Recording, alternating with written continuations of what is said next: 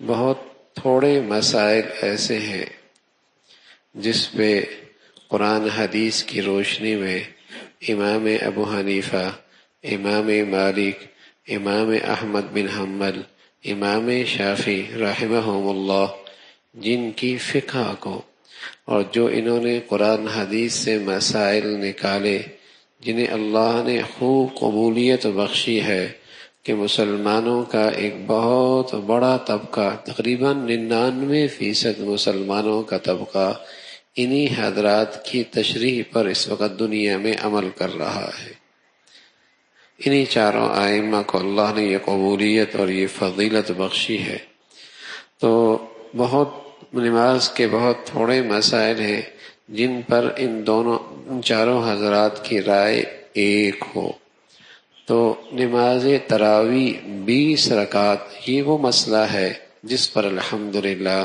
ان چاروں ائمہ کا مکمل اتفاق ہے۔ امام ابو حنیفہ انہوں نے بھی حدیث کی روشنی میں اسی بات پر اتفاق کیا، امام شافعی نے حدیث کی روشنی میں اسی پر اتفاق کیا، امام احمد بن حنبل نے حدیث کی روشنی میں اسی پر اتفاق کیا، امام مالک رحمہ اللہ نے حدیث کی روشنی میں اسی پر اتفاق کیا۔ یہی وجہ ہے کہ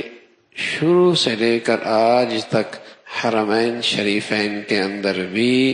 20 تراویحوں کا سلسلہ شروع سے لے کر، کیونکہ چاروں ائمہ وہ عام طور پہ امام احمد بن حنبل رحمہ اللہ کی پیروی کرتے ہیں اور قرآن حدیث سے جو انہوں نے مسائل نکالے اس کی اتباع کرتے ہیں۔ تو پہلے وہاں 4 مصلی ہوا کرتے تھے چاروں ائمہ کے، بعد میں پھر ایک امام کی مطابق وہاں نماز کا سلسلہ ہوا، لیکن الحمدللہ شروع سے لے کر آج تک وہاں 20 رکعت کا اہتمام ہے، اس لیے کہ یہ وہ مسئلہ ہے نماز کا جس پر چاروں ائمہ کا اتفاق رہا ہے، چاروں ائمہ کا اتفاق رہا ہے۔ اور رمضان میں یہ مسلمانوں کے لیے بہت بڑی نعمت ہے۔ بس اوقات پورے سال قرآن سننے کے موقع نہیں ملتا، بلکہ توفیق بھی نہیں ہوتی، لیکن سبحان اللہ ان 20 تراویحوں کی بدولت کمزور سے کمزور مسلمان کو پورے قرآن سننے کی سعادت مل جاتی ہے۔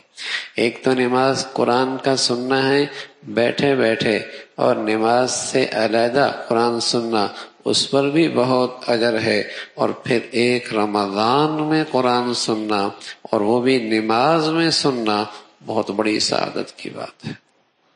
تو اس نعمت کی بدولت عام سے عام مسلمان کو بھی یہ سعادت ملتی ہے کہ وہ رمضان کے اس مقدس مہینے میں پورا قرآن سن لیتا ہے، پورا قرآن سن لیتا ہے۔ عجیب سی خرافات ذرائع ابلاغ پر مسلمانوں کے کانوں میں یہ باتیں ڈالے جاتی، تراویح تو نفل ہے، پڑھ لو تو نہ پڑھو کوئی بات نہیں، یعنی موضوع بحث یہی بن گیا ہے۔ اور بعض تو ایسے ہیں کچھ پڑھ کے چلا جا رہا ہے، اسی کا نتیجہ ہے وہی ذرائع ابلاغ کی فضولیات اور لغویات جو کانوں میں پڑھ پڑھ کے یہ ذہن بن گیا، پڑھ لی کوئی بات نہیں، 4 پڑھ لی، 6 پڑھ لی، 8 پڑھ لی، 10 پڑھ لی، اور 2 دن پڑھ لی کافی ہے، 5 دن پڑھ لی کافی ہے، پڑھی نہ پڑھی برابر ہے۔